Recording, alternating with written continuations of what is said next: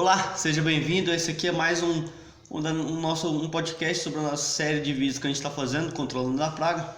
E nesse vídeo a gente vai falar um pouco sobre a mosca branca. Então vamos começar essa enrolação. O que é a mosca branca? Ela é um inseto voador, certo? Que ela utiliza como hospedeiro as folhas das plantas, certo? Então ele é um inseto aéreo, ele desloca com facilidade dependendo da velocidade do vento, à procura de alimento. E ele também é um inseto também que fica nas extremidades da folha e usa como alimento a seiva elaborada da folha. Uma característica da mosca branca que é muito importante é porque ela apresenta uma fase de tamanho variando aí de 1 a 2 milímetros, sendo que para você identificar essa mosca com mais facilidade, você observar, tem como você pegar e identificar tanto o macho quanto a fêmea, porque sempre a mosca branca fêmea, ela apresenta um tamanho maior que o macho. Então a fêmea pode chegar a 2 milímetros de comprimento, enquanto o macho chega no máximo a 1,5 milímetros. E é uma praga uma praga aérea, como você disse? Como que funciona o ataque dessa?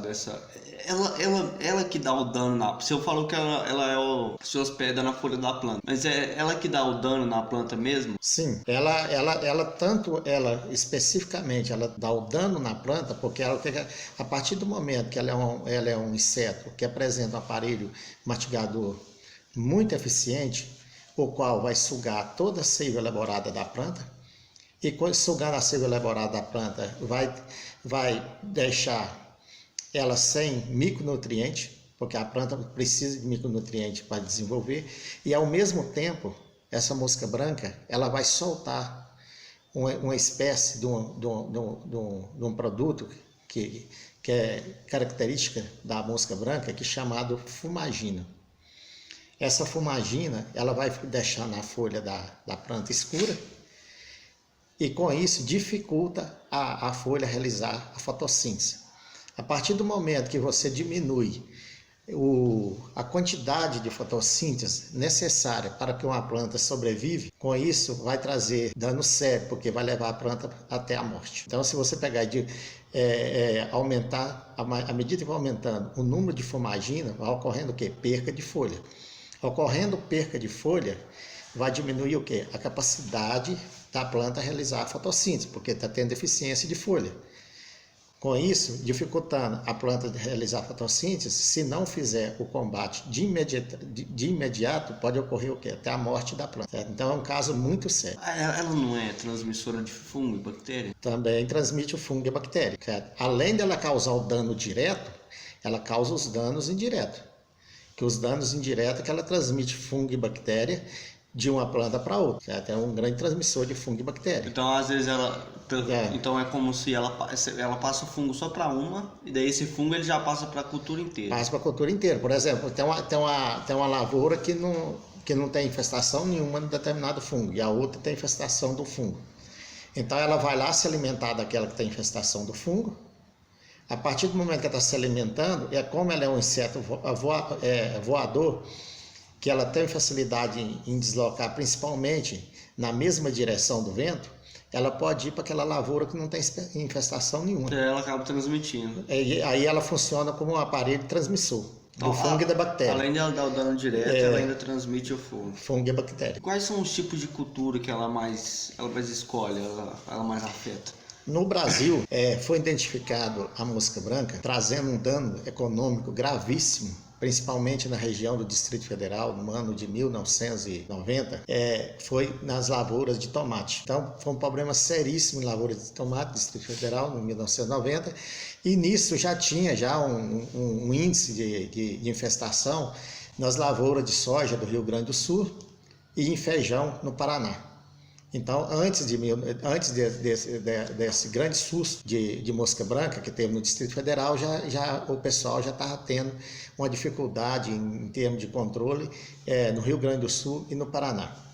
Certo? Então é tomate, soja... Então, tomate, soja e feijão.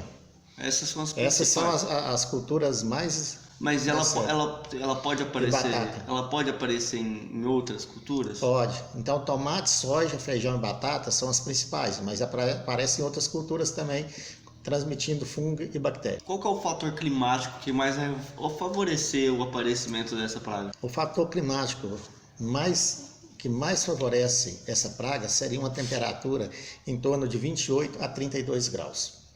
Seria a temperatura ideal para um ciclo de vida curto dela, certo? E um fator de reprodutivo muito rápido. Você tem como você prever o aparecimento dela? Tipo, por exemplo, estava vendo no jornal, William Bonner pegou e falou que semana que vem ia dar 28 e 32 graus. Falou que ia dar 28 e 32 graus ali na semana que vem. Tem como já, por exemplo, fazer uma aplicação antes dessa data? Porque é uma incerteza que ela vai aparecer, mas pode ser que ela apareça.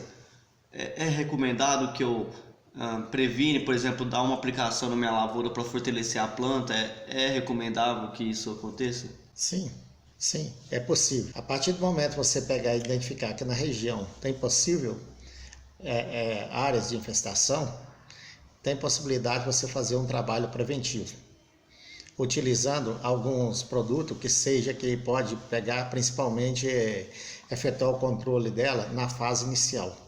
Então, fazer o controle dela na fase inicial é bem mais fácil. Bem mais fácil. Quais são os sintomas dela na lavoura?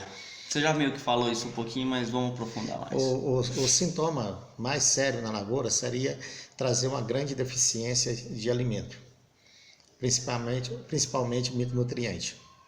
A partir do momento de deficiência de micronutriente, você vai ter o problema de perca de folha. Então, se você chegar na lavoura, você observar principalmente folha na parte até o terceiro trifólio,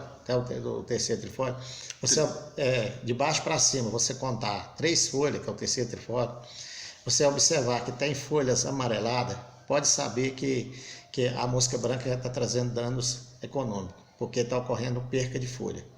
Então a planta, todas as culturas, tanto feijão, soja, tomate, batata, todas as culturas, elas têm necessidade de ter todas as folhas possíveis. Tem de se manter até o final do ciclo da cultura. Então nenhuma cultura, nem o milho, nem a soja, nem o sorgo, nem o tomate, não pode ocorrer perca de folha antes de ocorrer o fechamento do ciclo da cultura, certo?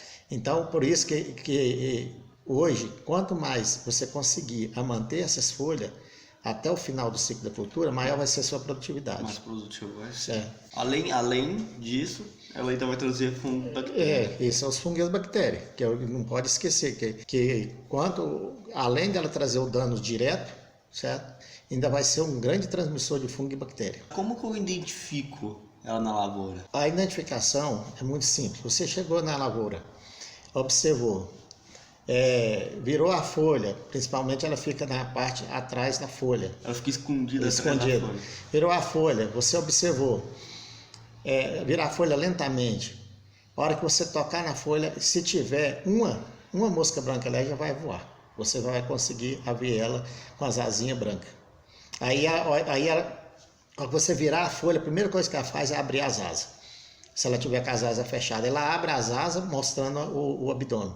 Quando ela mostra o abdômen, você já reconhece direto que é uma característica da mosca branca. E um outro detalhe importante, observa na folha, vê se tem ovo, porque o adulto deixa o ovo o mais escondido possível.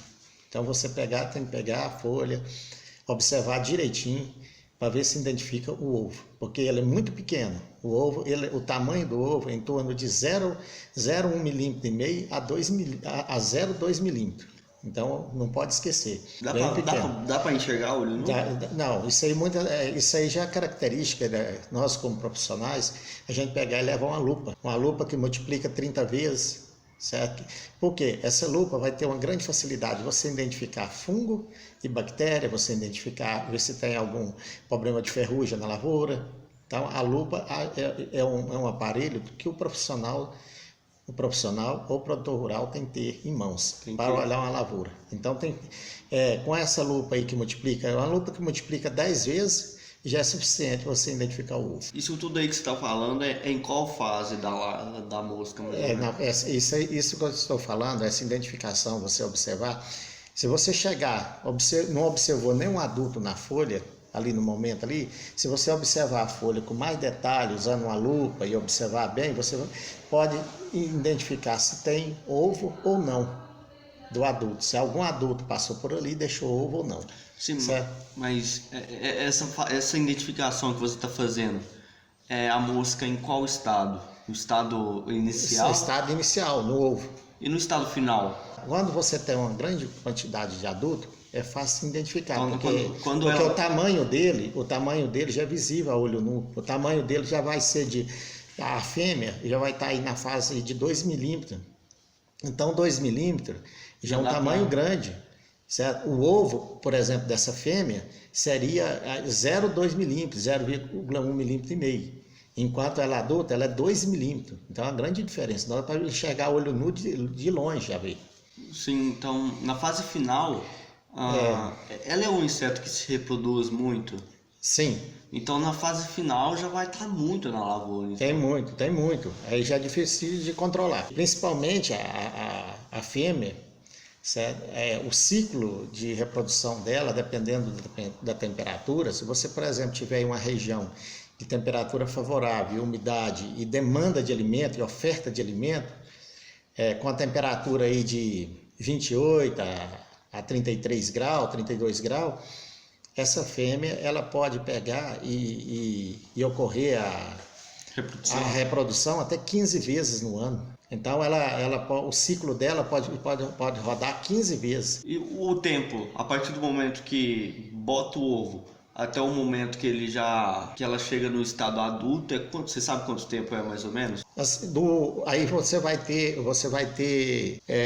mais uma etapa intermediária. Então nós temos uma etapa intermediária aí que você, por exemplo, tem a fase de ovo, a fêmea foi e deixou o ovo. Ela deixou o ovo, vai ficar na fase de ovo de 5 até 7 dias, dependendo da temperatura. Então se tiver uma temperatura mais baixa, esse ovo vai ficar até 7 dias para passar para a fase de ninfa. O que é a fase de ninfa? É você imaginar uma lagartinha pequenininha andando. Essa é a fase de ninfa. Aí essa ninfa, ela já vai começar a se deslocar e já vai pegar e já vai ocupar seu local na folha hospedeira, a ninfa. A partir da fase de ninfa, quando ela tiver mais uns 5 dias, 4, 5 dias, ela já começa a sair da fase de ninfa e para a fase de mosca. Certo? Então, deixa eu ver se eu acertei as contas. A partir do momento que bota o ovo, no máximo 7 dias. 7 dias. Aí sai do ovo e é para a parte de ninfa. Da ninfa é quanto? 3 dias? Na parte de ninfa ela fica uns 5 dias. 5, 6 dias, dependendo da temperatura. Se for uma temperatura favorável, então ela sai até com 5 dias, já recomeça 14 a voar. 14 dias. Isso. Porque o que acontece? Quando ela está, por exemplo, ela sai da fase de ninfa e chega na fase adulta, certo? Aí se a temperatura estiver ideal aí com 28 a 32 graus, ela já com 20 dias, no máximo 21 dias, ela está reproduzindo de novo, liberando o ovo. Então, dá 14 dias até ela virar uma mosca. Isso. Até ela virar uma mosca. Isso. Depois que ela vira uma mosca, daqui 20 dias, mais ou menos, ela já reproduz de novo. Não. Aí somando, ela reproduz, vai mais uns 6 dias só. Juntando o ciclo desde a fase de ovo até o final do ciclo dela, que é botar o ovo novamente, que o ciclo se chama reprodução. Entendi. Ela botar o ovo novamente 21 dias. Na temperatura ideal é de 19 a 21 dias. Entendi, cara. Então é muito reprodutivo. É muito rápido. Certo? Então por isso que ela pode ser, dependendo da região, ela pode ser, o fator multiplicador dela pode ser até 15 vezes por ano. Ela só vai dar dano quando ela já estiver na fase de mosca, ou enquanto ela está na fase de ninfa, ela já dá um pouco de dano na lavoura? Determinadas culturas, por exemplo a batata, na fase de ninfa, ela dá um grande dano à cultura. Porque é o que nós chamamos de larva minadora. Que é essa lagartinha que a gente fala, que sai da fase de ovo, quando faz da fase de ovo para a fase de ninfa, ela se transforma numa larva. E essa larva é o que o pessoal chama no popular, os produtores rurais chamam de larva minadora. O que ela faz? Ela entra dentro da folha para se alimentar. E aonde que ela entra, ela queima, forma tipo uma pinta preta. Ela queima e vai até matar a folha. Ela fura a folha? Ela entra dentro da folha. Ah, daí às vezes. Quando ela está na fase de larva. Então aquela lista preta que fica na folha. É uma pintinha, uma pinta preta. Tipo uma bolinha preta. É da ninfa. É o que chama a ninfa dela. E dá muito dano mesmo? Dá muito dano. Chama larva minadora. Então daí Então nessa fase de ninfa é conhecido como larva minadora. Então nessas culturas aí o cara vai.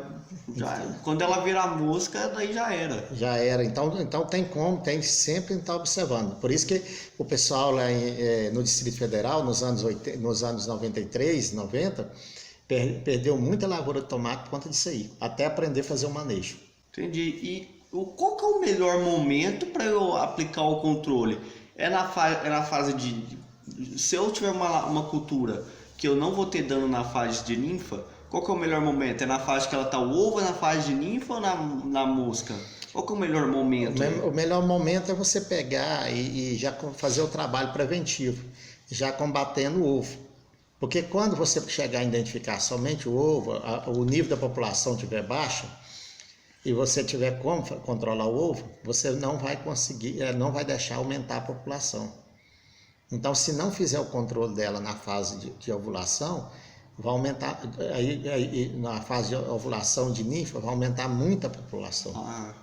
O ciclo é produtivo. Então, tem que fazer o controle enquanto tem pouco. Enquanto tem pouco. Qual que é a dificuldade em você fazer o controle dessa praga, além do curto espaço-tempo que você tem? A dificuldade é porque ele é um inseto voador, ele depende muito da temperatura e da corrente dos ventos. Então, às vezes, você faz uma aplicação na determinada cultura, por isso que é muito importante você sempre estar fazendo aplicação preventiva, com produto preventivo e que seja repelente, certo? E com atuação de eficiência de prevenção. Fazer o controle dessa forma, porque se ocorrer um deslocamento de uma grande infestação de uma região para outra, se você já estiver fazendo um controle preventivo, você vai ter mais facilidade em combater a infestação. Então, você fazer uma aplicação e não prevenir, se você tiver uma deslocação, não vai adiantar nada aquela aplicação. Sempre tem que fazer a aplicação preventiva. Se ocorrer um deslocamento de uma grande infestação, essa lavoura já está protegida. Porque o que acontece? Ela tem uma grande facilidade de deslocamento, principalmente com a corrente dos ventos, porque é um inseto voador, mas ele depende da velocidade do vento. E ele voa de acordo com a direção do vento, voa no sentido que o vento é favorável. Então, às vezes, o cara prestar atenção naquelas meteorologias que mostram o sentido do vento, às vezes é bom. É bom observar isso aí, observar regiões, se próximo a ele está correndo infestação, se próximo a onde ele estiver está ocorrendo infestação de mosca branca, já pode ficar preparado.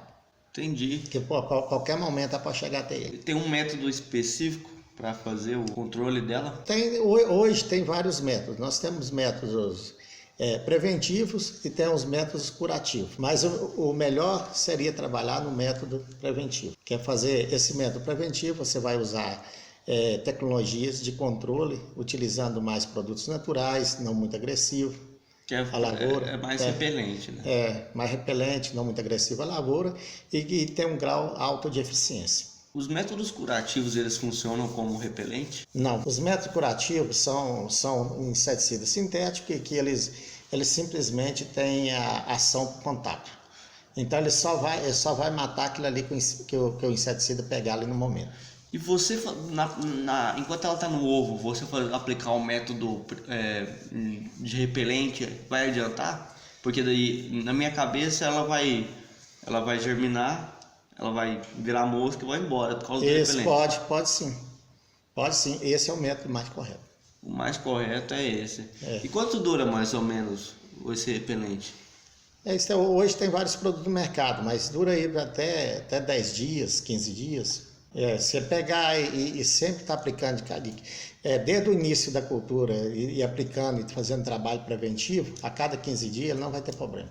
Mas em cima de trabalho preventivo. O segredo para fazer o controle dessa praga é trabalhar na prevenção. Prevenção. E não como curativo. O curativo seria quando o grau de infestação está muito alto, aí você vai ter um custo muito elevado para você conseguir controlar. Até você conseguir controlar, você tem um custo muito elevado. Então, o curativo é só para se você tá perdendo tudo. Isso. Que daí, porque o repelente, o método do repelente vai ser mais caro que o do curativo, certo? É mais caro e tem uma grande eficiência, só que tem que ser feito com antecedência. Então, às vezes, quando o cara tem... Vai funcionar. Mas o método repelente vai ficar mais barato que o curativo. Entendi. Mas se o cara tá com uma infestação muito louca, o método repelente ele vai funcionar, não? Ele tem que associar os dois, porque senão não vai conseguir controlar.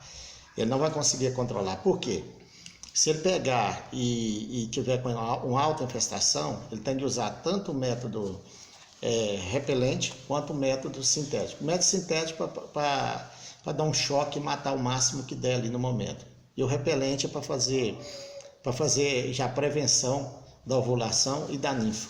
Então o cara tem que mesclar os dois. Tem que mesclar os dois, porque quando a infestação está alta, você tem a fase ovo, você tem a fase ninfa e tem a fase adulta. Tudo junto ali. Tudo junto. Tudo junto. Então você vai ter que fazer um trabalho em cima de pegar as 3 fases. E com isso aí o custo fica muito alto. Então, se você pegar e vier fazendo um trabalho inicial, a sua preocupação é pegar o quê? Somente uma fase, que é a fase ovo. Então vai ser muito mais em conta. Vai ser muito mais em conta.